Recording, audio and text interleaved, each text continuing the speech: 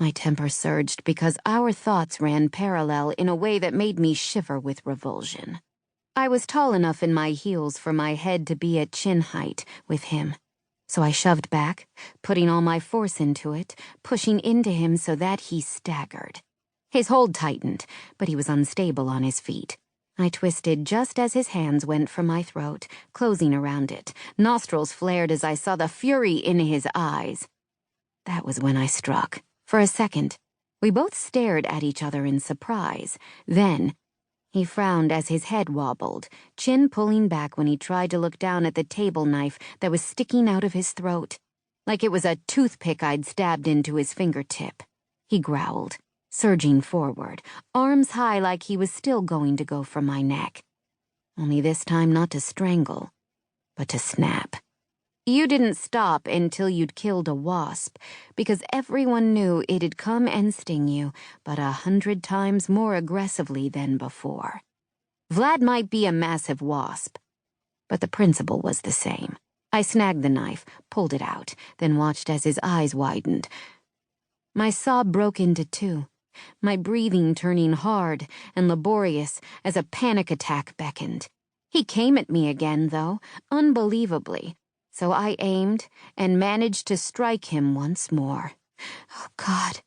As he sank to his knees, I darted out of his path before he could take me down with him, and in stunned silence, huddled in the corner far away from him, as he died. As the man I'd murdered, my mother's pimp, faded into nothingness. For endless seconds, I just sat there, iced over, staring. The heat and jollity of my lunch with Aoife was a thing of the past. I felt cold, so cold, like I'd never get warm again. I had to unfreeze. I did the only thing that made sense in my adrenaline high, post-Cristal buzz. I texted Lucio.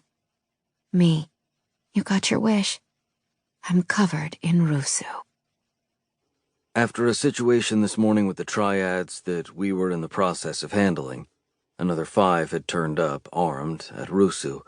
I decided to visit Zhao, the triad's leader, for answers.